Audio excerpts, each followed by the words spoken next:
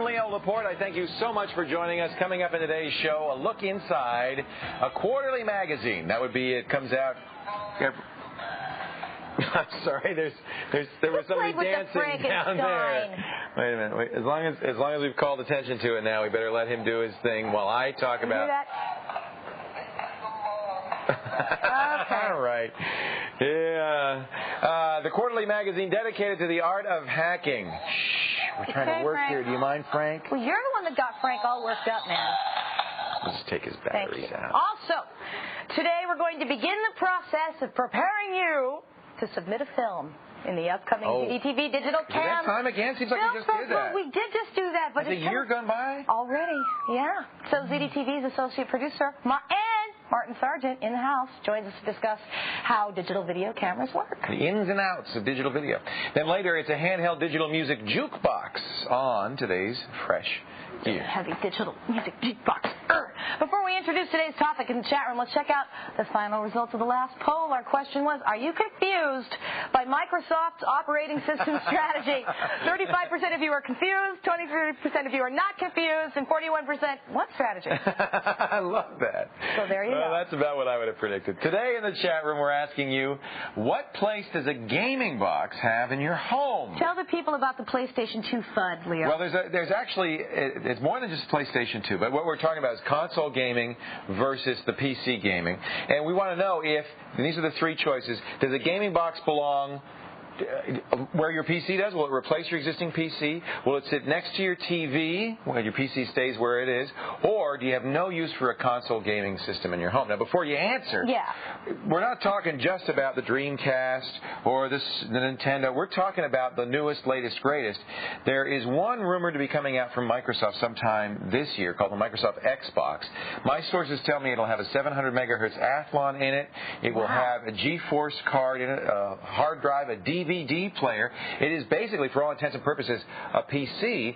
Microsoft's, again, these sources told me Microsoft will be undercutting the price on this. It'll cost them $800 to make, and they're going to sell it for around $400. So that means you'll be able to get what looks like a pretty high-end PC.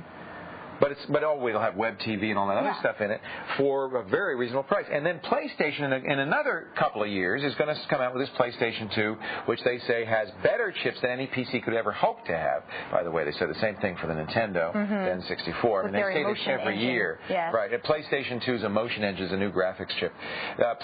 Now, we just read an article that said that the folks at the Microprocessor Report said they're going to sell that PlayStation for $400.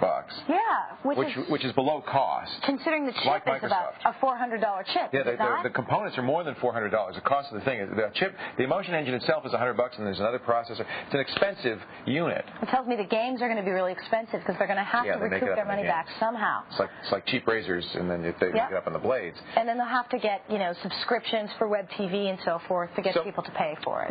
We're kind of crystal balling here, but if we're accurate in this description of what these next two big console boxes will be, very high end, probably faster than your current PC. Now we ask you the question: what place does a console like that have in your home? Now, what if you're a kid who may not necessarily want to be a super geek? You kind of like computers. You want to surf the web a little, but you just want to play games all day. It's an entertainment engine. Of those. It's an entertainment engine. Right. Yeah. That one is going right next to my PC, right next to my TV. Yeah, I think that's where, certainly, I'm going to keep my PC. Oh. I think most people will. You're right. Some kids won't. Some adults don't want a computer. But for the most of us who are PC users, we're going to put it right next to our TV, don't you think? I think so. That's what I'm going to do with it. And I tell you, I'm going to get it. You're going to get it? You bet. I can't wait. Oh, good. Then I'll just borrow yours until I have to get one. What do you think? Take the web poll at thescreensavers.com. And while you're there, just envision this world. Envision this world of the gaming unit next to the PC. Tell us what you think it ought to do for you. Yeah. How much fun can you cram into one unit? Yeah, it's not for email. It's entertainment. Give us a call. Telephone number is 888-989-7879. Imagine if you were watching, for instance, ZDTV on your hot new entertainment system and buttons popped up at the bottom and you could click one button and immediately go to chat.zdnet.com. Right. Wouldn't that be cool? That would be so cool. Click that, the link right here. You would just click on it. Click on it right there? Like that. And then it would take you to the screensavers room. Now, see, that would be cool. You know what else would be cool? What? What if there was another one they could click on if they had a netcam sitting on top of the TV and they could stand right there and click on the netcam cineplex and and we could talk to you while you're sitting on your couch. You know what? If Look that at this. Shannon, David. Yeah, David. he just found a chair to sit And in. David Yount, looking our for a free chair. floor director, is... Get out of here. That's okay. Thank goodness Todd's minding the store today. Oh, Todd taking care of it. That's right. They're gaming in there. They're busy. Earn yourself the fabulous, of course, Screensaver's magnetic picture frame to be seen on your fridge. Aw, John Ross back from his travels. Yay! Hi, John. Soon to be seen on yours. You know, that's many people think he's mild-mannered John Ross, and that's true by day, but by night, he's Superman. John? Many people don't know that. Oh. He takes off the glasses. Oh, yeah, he's totally. Why, John Ross, without your glasses, you're beautiful. Chris joins us on the ZD. That too. Chris, I'm glad you said that. Chris joins us on the ZDTV3 Connection Network from from people Commerce. complain about my glasses. They either love them or they hate them. Yeah. Commerce, Michigan. Commerce, Michigan. Thanks for joining us, Chris. Hello.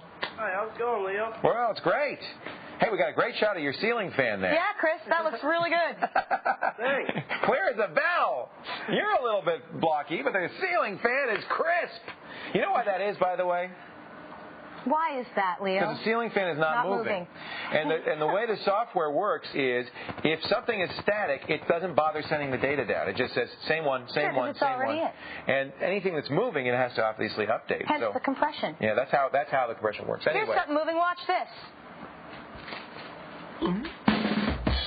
See? See, he stopped moving, and now he looks great. Yeah. Now hold real still, Chris. And ask us a question without moving your lips. Turn your jaw like this. Go ahead. I can't see you guys. I got something screwed up here on the... Oh, don't worry. You don't need to see us. We see you, and that's what's really important, Isn't Chris. it? What can we do for you? Can you hear us? Yeah, yep, I can hear you. Okay, what can we do for you? I've got a question about video cards. All right. I was wondering what to look for when I go shopping for one and what kind you guys recommend. Ah, good question. What do you do with a video card? That's the first question. What are you doing with it? I'm planning on playing games like Quake 3 and Unreal Tournament and big games like that on the... And Windows? Windows only?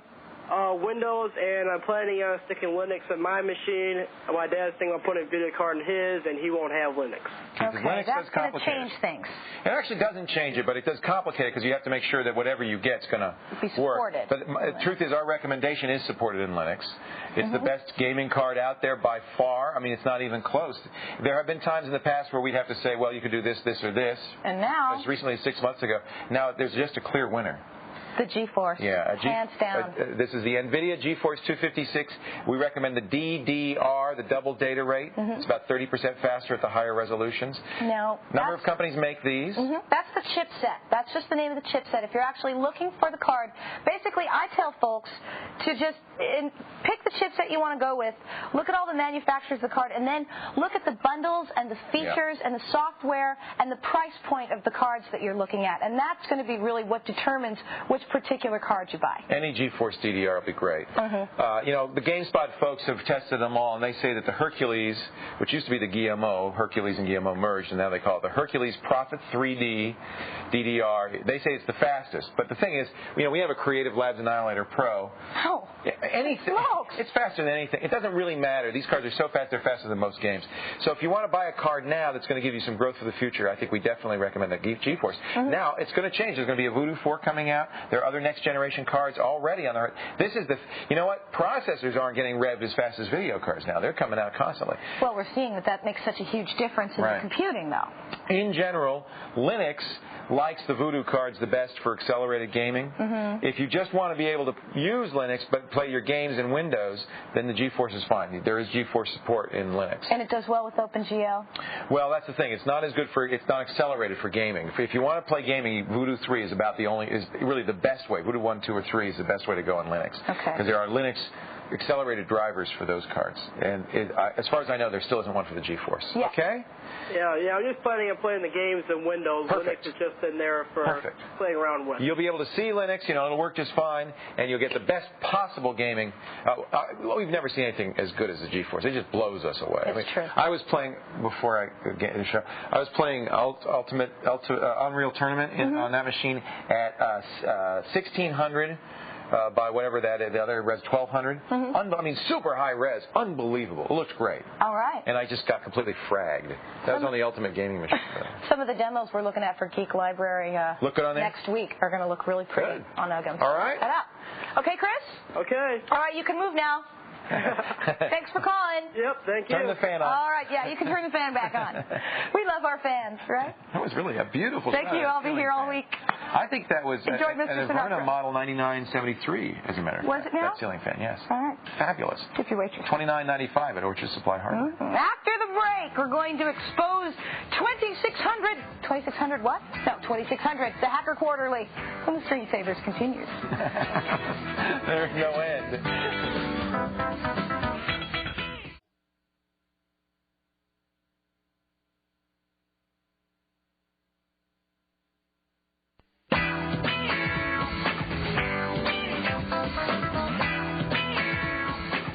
It's time once again for Kate and Leo's Geek Library, wherein we recommend for your geek pleasure one of our all-time favorite books, movies, software titles, bookmarks, or magazines. In fact, this is such a good magazine, I was reading it in the break, and it said, put the book back in the refrigerator. And it's so cool, it wants to come out of the fridge. Okay, ready? Dogs and cats, get ready. Oh, that hurts. I know. This is the Hacker Quarterly 2600. It's a magazine dedicated to hacking. Look at that, Free Kevin! Yeah, this is part of one of the articles in here is Free Kevin sightings all over the world. Oh, look, here's the. You can get this at Borders Books and Music, only $5.43, including tax. That's great. We don't subscribe, but maybe we should. This Good is the stuff in magazine. here. What's your favorite article in here? The Disney tunnels. Yeah. How to should I have find that? fun. It's called Fun at Disney, including how to break the demos being run in some areas of Disneyland and where to find all the hidden underground tunnels in Disneyland. Turns out those kiosks at Disneyland are running Windows 98, and they apparently haven't really locked it down too well. So the guy was able to run arbitrary programs. But since we were talking about ethical hacking, though, and he said I didn't do anything to the computer. He just did it because he could. Poked around to see what I could do, and then I put them back the way I found them. Well, not just hackers would want to read this. For instance, this is a great article on using CGI scripts to bomb a website, to denial of service attack. And it shows a simple script to do that. Now, as a CGI script author, I'm going to read this and say, oh, wow, there's a hole in here. I've got to make sure that I do some reasonable sanity checking to prevent this from happening to me. So it's a double-edged sword. It both tells you how to break in and do bad things, but it also tells the good guys how to make their systems more secure. Hey, it tells you how to pay attention to your real network server by telling you how to hack into someone else's real network server and play your music on their server. Turns out they have a default password which no one changes. Right.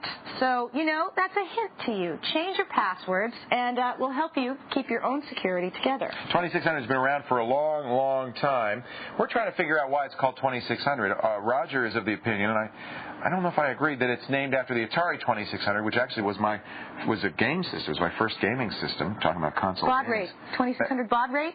No, it's not a normal baud rate. I'm betting it's a frequency for phone freaking, for blue boxing. Oh, by the way, there's a great little program here. You can turn your Palm Pilot into a red box. There's a little C, like a 10-line C-basic program in here for doing that. So I'm going to find that very useful. A red box, of course, allows you to scarf up pre-phone calls by sending tones down the line. 2600 is also online at 2600.com. It is, including this great picture, by the way. They've been doing all the free Kevin. Here is, look, Kevin, free, Kevin Mitnick. There he is. Congratulations, Kevin. Here's all the other free Kevin sightings.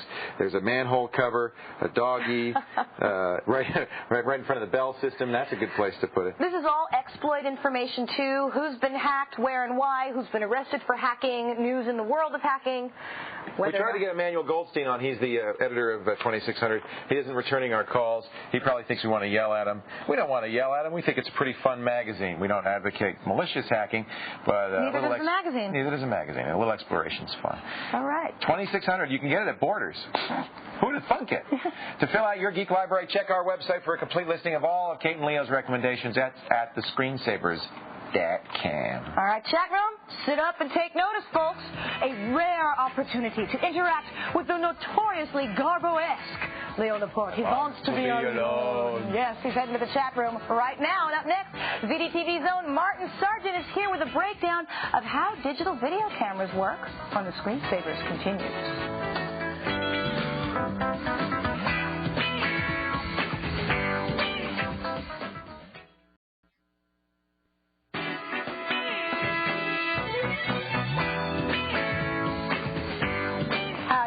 welcome back to Internet Tonight. I'm Michaela Pereira. And I'm Scott Harriet Hahn.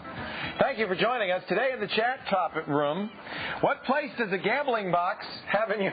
Wait a minute.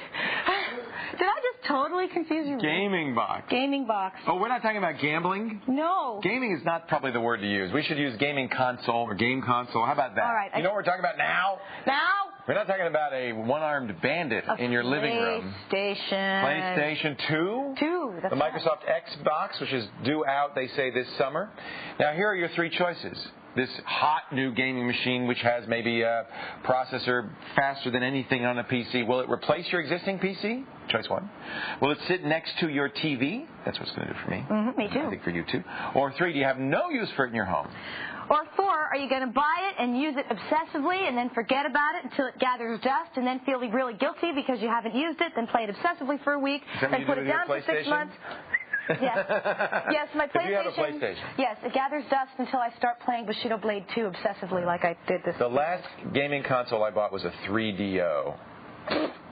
And after that, I said never again. PC games are... I love PC games. But this is different because, first of all, it's going to have graphics capabilities unlike anything on your PC. You should be able to surf with it. This PlayStation 2.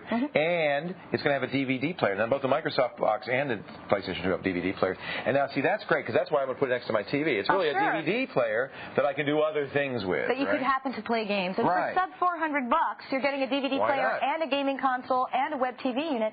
Come on. Yeah, sounds good. What do you think? Take the web poll, screensavers.com. And, of course, while you're there, click on the TalkBack feature. And what should they tell us about?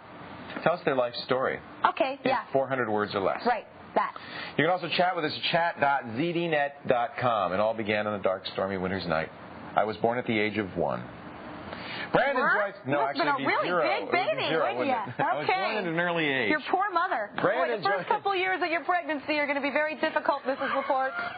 Brandon joins us. She was big. On the ZDTV 3Com Netcam network from Midland, Michigan. Hello, Brandon. Hi, Brandon.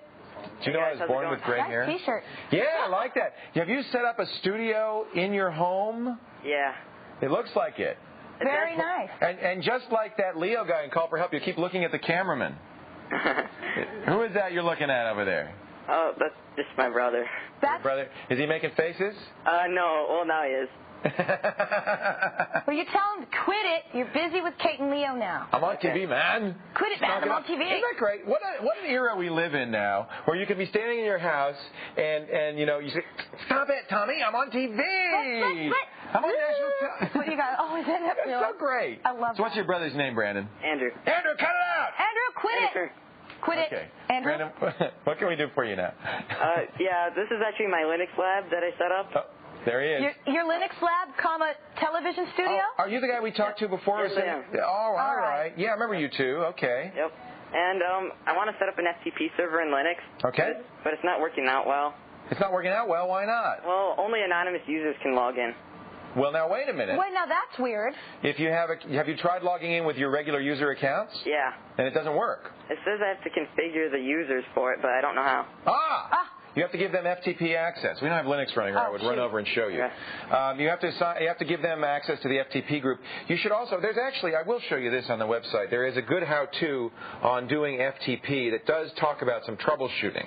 Okay, so if you're having some problems like that, normally when you create an FTP server in Linux, you will anybody with an account on that box will be able to log in and have the same file permissions that they have. But there is an FTP group, and you have to make sure that they're in that FTP group. Okay. They're in the FTP. Then I want you to go to www.linuxdoc.org. You can see we've been there a few times before. This is the Linux documentation project, and there is actually a new the new how-to on FTP just went up. I was reading it because the new one just went up the other day. Let me scroll down here and see if I can find it. And it actually has, there it is. It's the mini how-to on how to use FTP, and it will talk about, down here at the bottom, help with FTP servers. Okay. And it does actually talk about some common problems. Yeah, now, Leo, why would a machine allow in anonymous log in? Well, normally you do configure it. It's possible to set it up for anonymous FTP only. Okay. Yeah, that's the default. That's the default. And so right. you obviously have to configure it to make sure that to allow other people to be able to log in. Yeah. You know, actually, it's what it is the WUFTP FAQ, which has a ton of stuff. I was just reading this the other day because, well, I needed to go to sleep, and you'll find it here. And in fact, they'll even talk about some of the issues. Here it is. Let me just see if I can. Well, I'm not sure I want to go. But these are all the troubleshooting. It doesn't compile. I can't get somebody to log in. It only can log in anonymously. And there is a config file that you're probably going to want to modify. Okay? Okay. I don't know the exact details. I'll put a link. I'll tell you what. I'll put a link in. Oh, hey, are you using shadow passwords? No. You're not using shadow, because that's another thing is sometimes you get a WUFTP daemon that isn't compiled with shadow passwords turned on, and then you wouldn't be able to get in if you were using shadow passwords. What are shadow passwords? You actually should use shadow passwords. It's a security feature. Normally, the passwords are kept in the user files. You have a password file on the drive, and even though it's encrypted, it's not really encrypted. It's just hashed, and it's possible to unhash it. So shadow passwords takes them out of the main password file, puts them in a truly encrypted file, and has a link to it. But in order for shadow passwords to work, all the programs that use passwords have to have shadow passwords enabled as well. Okay. So remember that when I'm trying to sleep tonight. Yes, it really is a great way to go to sleep here. This is I think the FTP access. This is talking about the FTP access file, and I bet you. To check your configuration. Yeah, I bet you in here. Look at this FTP check. Here's a tool you can download that will check your configuration. I think if you go to this link, the WUFTP FAQ. PDQ, FYI, BTW. If you go to the WUFTP FAQ, I think you'll find your problem will be pretty easily solved. Yeah. All right, Brandon. Yep. ASAP. Okay. Okay, then, Brandon. Can we bring Martin back with a chalkboard there? Yeah, Martin. Thank you. Martin, can you help us out? So, Brandon. Yep. Will you do us a favor, please? Certainly. Bring Andrew in here. Yeah, Andrew should help Andrew can too. come back in the shot now. Tell him, Andrew, get in the shot. Andrew, doesn't Andrew look like Charlie McCarthy, like a little wooden dummy that's sitting on Brandon's lap? Is it actually your brother or just a wooden dummy? Oh, okay. Leo. No, I'm sorry, but that's the truth. You talk like a big brother is what you talk like, so I guess that's all right. Do you have your hand up the back of his shirt? Just out of curiosity. I'm just asking. No. Okay. Because, well, anyway. Can you move your lips and have him talk at the same time? Yeah, I can. Right. Then will you do us a favor and move your lips and take us to break? Okay. Go for it. Thanks, Kate and Leo. They're very cute. Time to take your digital music jukebox and hit the road when the screensavers continues.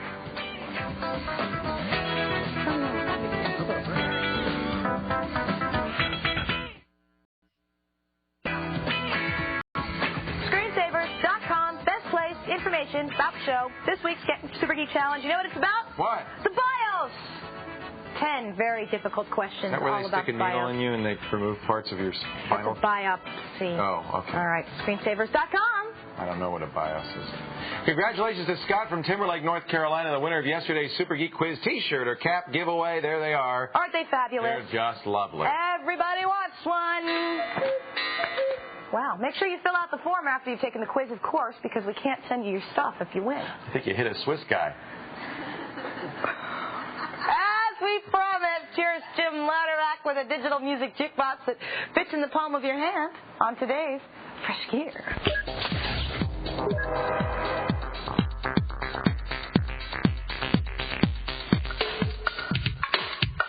Now, with most MP3 players only able to store an hour of music, it doesn't take me too long before I'm just sick of listening to the same songs over and over and over again. Now, you could stock up on memory cards to add more music, but those are expensive. So while we like portable MP3 players, we do wish they could hold more.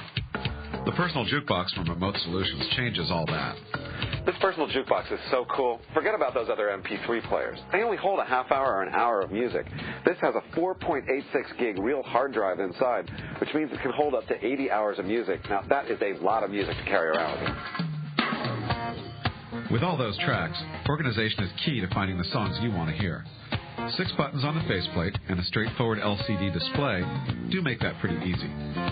You can search for music either through custom CD groupings, called sets, or by disc title. And there are other features to choose from, too. Now, because the personal jukebox has a hard drive inside, it won't run on AA batteries. It's this special lithium-ion one. That means that if you run out of juice on the road, you can't just pop into the mini-mart and get more power. You got to bring another one of these batteries with you. And you won't know when you're going to run out of power because there's no battery indicator up here. In addition to that, I found the plastics to be just a little bit flimsy. I'd drop this thing. I'd probably break it right away. The personal jukebox comes with management software for your PC to keep your library of music organized. You can drag MP3 files that are already on your computer, or you can copy CDs directly to the personal jukebox hard drive. Fortunately, the personal jukebox uses a USB connection, which transfers music just about as fast as you can encode it. However, you can't copy MP3 files back from the player to your PC. In our testing, we never heard the music skip, even in pretty extreme conditions. The jukebox plays music not from the disk drive, but from a memory buffer that's refilled every 10 minutes. This also saves on battery life because the hard drive doesn't have to keep on spinning. Remote Solutions claims about 10 hours of battery life on each charge. Unfortunately, 80 hours of music does not come cheap. This portable player is going to set you back $800. It is a little bit expensive, but still, I don't like those other players because they only hold an hour or a half hour of music, and that is not enough for me.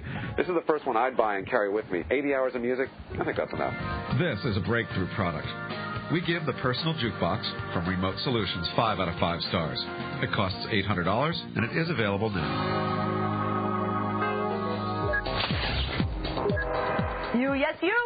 You can get your new fresh gear every Friday afternoon at 1:30, 12:30 Central, right here on ZDTV, including the Swiss guy I hit with the T-shirt. Here's an email from Jeff. He yodels, I'm thinking about upgrading my hard drive. Is there any benefit to upgrading from a 5,400 RPM to a 7,200 RPM drive on a computer with a UDMA 33 bus? I don't know. You'll have to check the WUFTP FAQ. Do faster hard drive numbers mean better performance rating to spin when the screensavers continue?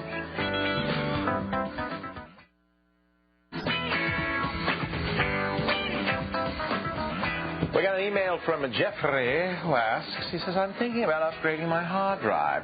Is there any benefit to upgrading to a 7,200 RPM hard drive from a 5,400 RPM hard drive on a computer with the UDMA 33 bus? Can we explain what we're talking about here? We're talking about the spinning speed of the platters on the hard drive. Mm-hmm. And I don't know what the bus really has to do with it. I guess the faster UDMA 66 bus might benefit more. I don't know. A little bit. Let's ask Martin. Hey, Martin. Martin, here we have a drive. Can you drop some knowledge hardware-related upon us, please? I'll try it. Lay some spindle speeds upon us, my man. Yeah, man. Spindle speeds, measured in RPM, it's just like a car. How many times the motor goes around? Spinning. So the faster that platter goes around, first of all, the platter is this wheel right here. Right. And on top of that platter is a magnetic coating, and that's where the data is actually held. And this thing coming up on the platter here, that's the arm, and at the end of the arm is the head. We call it the actuator arm. Yeah. So it's just actually like a cassette recording data onto the magnetic medium. Exactly. Okay. So the faster this spins around, if it's spinning 5,400 times a minute or 7,200 times a minute, if it can spin around 72 times a minute, more data goes by. More data is going to go by the head, and more data is going to be read off. Okay. So yeah, it is going to be faster in theory. However, there's other factors, of course. Right. It's always more difficult than it seems. For example, areal density. Areal density is the amount of data that can be packed onto that magnetic coating layer. It's a measure of how much data is in 1 square inch. Okay. Okay. Now, on really good hard drives, like the new IBM drives, they've got an areal density of 7 billion bits a square inch. Packed into the square inch? Yeah. Is that going 7,200 times around? That one's actually going 10,000. Well, it's an interesting thing, and the reason this comes up is because PC Magazine got some very surprising results. They found a 5,400 RPM Maxtor drive was faster than the 7,200 RPM IBM drive. This was last year. Right, and that's precisely the reason, because there's more data packed in there, so as it spins around, there's more data sort of being sucked up by that head. These newer drives, which are often 1 or only 2 platter drives, and still giant, are very high aerial density. That's right. The benefit to them is they have fewer platters. Right, and another important thing that goes hand in hand with aerial density is the technology that the reading head uses to suck that data off of the platter. For example, that IBM drive I was talking about, in fact, all IBM drives, I believe, now use something called GMR. Most drives use MR, which is magnetoresistive. GMR is giant. magnetoresistive. It reads stuff off there like the quantum level, and it has to do that because those bits are packed in there so tight. They are so small that you need some really intensely sensitive head to actually read those things off. And they say that the IBM drive I keep referring to, it's the UltraStar 72X 72 gigabyte drive. Wow. They say that it's the equivalent storage space to one whole floor at the New York Public Library with room to spare. And it's the size of one paperback. It's a lot smaller than this thing. Those things that you're talking about, areal density and the speed at which it's spinning, affect what's called sustained throughput. But those are not the only things that impact the speed of the drive. The ability to get to the data or access time is also important. Seek time, access time, yeah. And really you want to get a seek time of about, 8.5 milliseconds these days that have really lower the better, of course. Yeah, of course. Another very important thing is the size of the cache. Right. Because information, the cache is sort of a temporary holding area. It's like the buffer, right? Mm-hmm. Information is stored in there just for a little bit, like often used data that is always being retrieved or things that have just been retrieved that you're probably going to try to access again. You put those things in the cache. The cache is fast. It's like RAM as opposed to this. It's measured in microseconds as opposed to milliseconds. It takes it from 8 millisecond seek time to effectively 0 seek time. Because it's already It's already there. That's the first place that the drive is going to look for that information you're looking for is in the cache. And if it's in there, it's going to come up a lot more quickly. So you want to get one with a big cache. And right now, 2 megabytes is a sweet spot on the desktop hard drive caches. There are various measures. Steve Gibson, who writes SpinRite, we talk about him all the time. He did Shields Up, has a measure he uses in SpinRite that measures roughly the amount of data and the amount of time you can get that data. That's really what you need. I wish there were one number that would say overall the speed, but the things to think about are spindle speed, half-axis spinning, sure, that matters. The areal density, higher is better. Low access times, lower is better. And the size of the cache will also impact it. And, of course, these new UDMA66 drive interfaces, not merely they have faster drives, but they also have a faster interface, so they benefit also. Right, so Jeff's got the 33 UDMA. Actually, a 7200, that's never going to be able to actually reach that anyway, so it's okay. Even in fine. burst mode. He'll get the benefit no matter what. Right. All right. And actually, that upgrade should, all things considered, be about 15% better. Wait for a bigger cache. Good deal. Hey, thank you very much, Martin. No sweat. Now Brad joins us on the ZDTV. Thank you. Get out. Goodbye. Thank you, Netcon Network from Indianapolis, Indiana. Hello, Brad. How you doing, Brad? Hey, Brad, we have 1 minute for your question, man. So let's jump in and do it. Go. 1 minute? Go. Okay. I have Windows 98, and I have lots of fun programs like SCTI at home and all these huge internet programs, and I have 96 megabytes of RAM. That's a lot. That is a lot. And I've always thought it was a lot. But, wait a minute, let me guess. You keep running low on resources. Very true. Resources, is this what you're going to ask? Yes. I'm going to do this quickly because we don't have a lot of time, and there is much more to this. Resources don't have anything to do with the amount of RAM. They're areas of memory that are used to store things like menu pointers, icons, window IDs. Handles. In some areas, you have an unlimited amount. In some areas, you have a limited amount. Generally speaking, you shouldn't run low on RAM. There is something going on because that we get periodically, you start getting this question a lot. I think it's when a new program comes out that a lot of people are using that has a bug in it that's eating resources. You shouldn't run low on resources unless some improper program is consuming them and not releasing them. Taking them and not putting them back. Look at what you've installed lately. Maybe it's SETI at home. Maybe it's Godzilla. Maybe it's something a lot of people are using because I'm starting to get this question a lot. I'm going to try to track it down. You have to track it down by figuring out what you installed recently, uninstall some things or don't run something, and use the resource monitor to watch your resources go up and down. I guarantee you there is a culprit. It is not normal, okay? And it has nothing to do with the amount of RAM you have. Okay, because I know SCTI is a memory eater, but it doesn't eat megabytes per second. Right. Well, and there's a difference in eating memory and eating resources. Resources are a smaller area of memory that's dedicated to this particular thing. And so SETI might eat 64 megs. That doesn't mean it's eating resources, but it may be. How many windows can you open? How many menus can you create? That's right. That's right. The resource. It's like having a stack of library books. You take the book out. You don't put the book back when you're done with it. So you leave a hole, and then that's not available for the rest of the system. Okay. Okay, that's the best we can do in a minute. But we will cover this some more. I think there's a lot more to be said about it. Thank you, Brad. Okay, thanks. Bye, okay, guys. Brad. Thanks. Folks, if you don't send us an email, we're going to have 6 more weeks in winter. Check that out. No, really, come on. Record the video email. Send it to us. Instructions, your scripts, Puxatawny Bill, just waiting for you. Just click on the interact button. If you don't believe me, then you're pretty smart like Paul here. Tell him, Paul. Hey, this is Paul from Grand Blanc, Michigan. Don't touch that dial. The screensavers will be right back.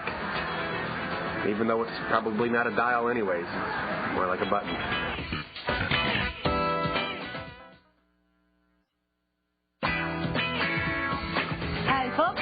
to the screensavers. Take a peek up there on your screen. You'll see that so far, very few of you are actually going to replace your PC with the gaming box. Most of you are going to put it right next to it and forget you! Get off my lawn, you crazy kids! The rest of you! Hey! I'm talking to you!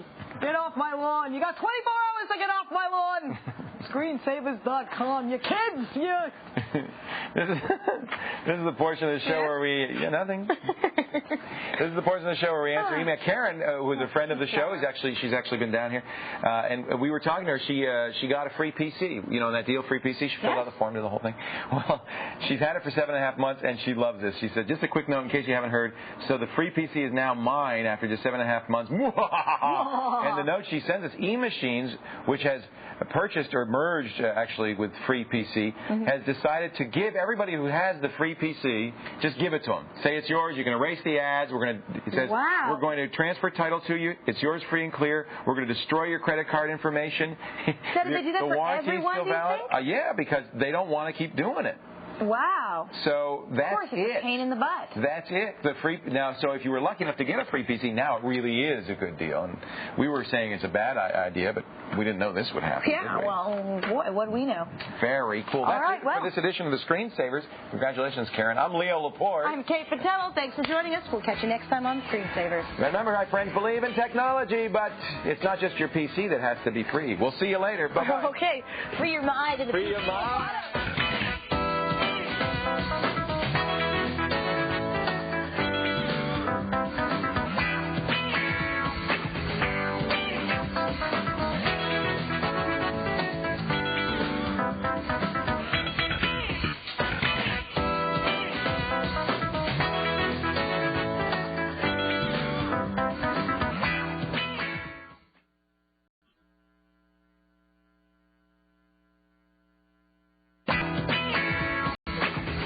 Screensavers.com is the best place for more information about what's on this show. Hey, did you miss something and you're looking for an article from a past show? Check out our extensive, generous archive, chock full of computing knowledge, all available at the Screensavers.com. Folks, the second annual ZDTV Cam Film Festival is rapidly approaching us. Can you believe it?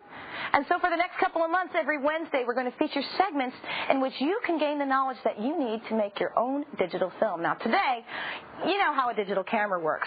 Sort of. You push the buttons. But to actually show you how it really works, we've invited our own How Things Work guru, Martin Sargent. Hello there. Hey, Kate. How you doing, Martin? Fantastic. All right. Now, first of all, before we do this, can I just take a moment for small talk and tell you that I did a chalkboard talk earlier this week.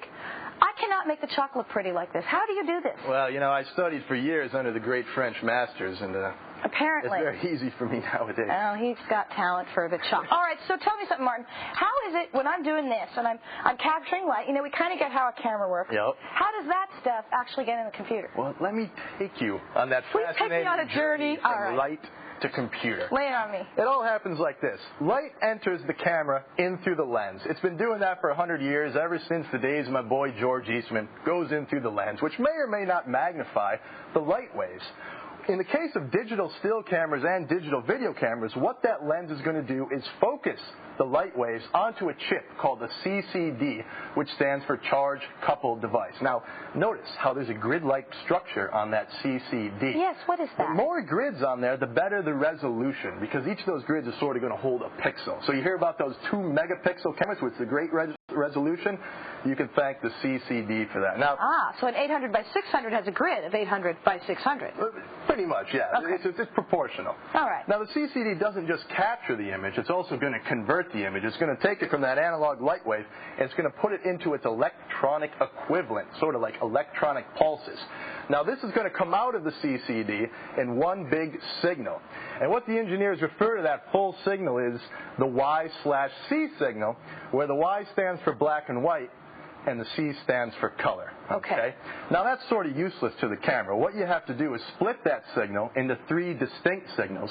And the way they do that is with this old school technology called the resistive matrix. They've been using this for years. And what that allows you to do is split a signal into various parts. Okay. In this case, we're going to split it into 3 distinct signals, one of which is going to be the black and white signal, which is also called luminance.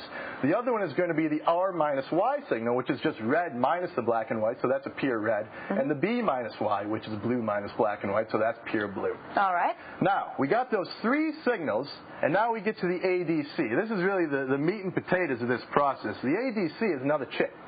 And ADC stands for the analog to digital converter. This is what we want to do here. This is where it all takes place, okay? Now, what the ADC is actually doing is sampling these signals, okay?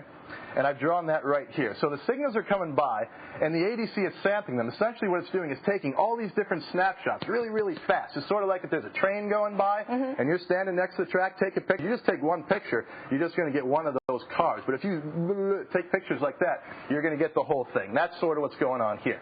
Now, it not just samples those signals, but it's also going to assign numerical equivalents to them. Those numerical equivalents are going to be between the numbers of 0 and 255, because we're talking about 256 color here. All right. That's also 8-bit color. This is an 8-bit ADC. Okay? So, say it's a really dark color. So it would sample it, and it might be in the range of like 8 or 7 or 6 for each of these snapshots that's taken. Say it's a 5, okay? Then the computer can't do anything with the number 5. It's meaningless to the computer. So then what has to happen is that number 5 has to be translated into binary. So that would be 101, but because we need 8 bits, we would simply just add 5 zeros to the beginning of that 101, and now we have a whole byte. And that's your 1 byte of a really dark color. Okay, now let's talk about how much sampling is taking place. In the case of the black and white signal, that's really the most important signal. That's the big fat one. Think about when you're watching a black and white TV. All right. You can tell what's going on, and you can enjoy the movie, but there's no color. Color is really peripheral to this whole process, okay? Therefore, we are going to sample the black and white signal at a rate of 13.5 megahertz. Now, that's a lot. That's actually 13.5 snapshots per second. For every bit of shadow and light. Yep, that's the luminance. The shadow, the light, the shape, that's what puts it all together. The color information is not as important, so we're only going to sample those color signals at the rate of 3.75 megahertz or 3.75 million times per second. Now think about that for a second. That's going to give you a tremendous amount of ones and zeros, because for each of those snapshots, we just talked about the 13.5 million here. First of all, we have to assign the number between 0 and 255, and then for each of those numbers, we have to give 8 binary digits to it, okay? And meanwhile, everybody's moving around. This is all happening in real time, too. So we've got billions and billions of these ones and zeros, and there's no way that any tape in the world is going to be able to store all those ones and zeros. That information is going to be able to make it down the bus into the computer, and no computer is going to be able to handle it, except maybe some mainframe. So what we have to do is compress those signals down dramatically. Now, this is really the most complex part of the process. There's all sorts of different compression schemes that are used, and I'm not really going to get into it. All we really have to know is that what we're doing is taking out the extraneous bits. We're fooling the eye. We're taking out all the ones and zeros that we can and still make the image look real to our eyes. You don't need every pore on your face. That's right. It just needs to look flesh-like. Precisely. Okay. So the compression ratio at the end of it is about 5 to 1, okay?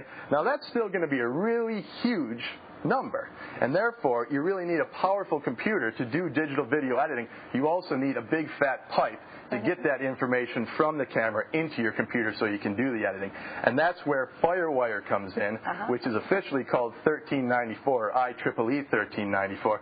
All this is a bus. It's a big fat wire which goes from the camera into your computer and supports a maximum throughput currently of about 400 megabits per second. Wow. All right, you said a mouthful, man. So again, it takes the light, turns it into electric pulses, makes a big signal, splits it, assigns numerical values, squishes it down, and puts it all the way through. And let me just say, one of the main reasons why digital is so superior to analog is if you look at these numbers here, we got ones and zeros. There is no in-betweens on ones and zeros. It's just either a 1 or a 0, or an on or an off pulse. Whereas with analog cameras, what you got is waveforms, right? Waveforms, whether you're talking about light waves or sound waves or ocean waves, are infinitely various, okay? So there's all these different points in there, and it's tough for those electrical waves to go through a camera and not get distorted by the electrical apparati in there. So it's going to look different at the end of the process as at the beginning of the process, whereas with digital information, it's just ones and zeros. There's no place it can get screwed up. All right. So it's going to be pristine when it gets to the end. Thank you very much. Got it. Pristine, like your chalk drawings. Very nice. Thank you, Martin. All right, thank you, Martin. Martin Sargent, ZDTV Associate Producer. If you want more info on how digital cameras work, check out the website at thescreensavers.com. Martin, as always, has written us a great, really well-detailed article on the subject, so be sure to check it out. Now, folks, don't start flipping. There's still to come on this very show. Guess what? More Martin. He's going to be back with us to talk about hard drive speeds and whether they're important or not. Also, we're going to answer more of your toughest computing problems. Plus, it's a personal jukebox that fits in the palm of your hand. All that and more as the Screensavers rolls on. Convoy!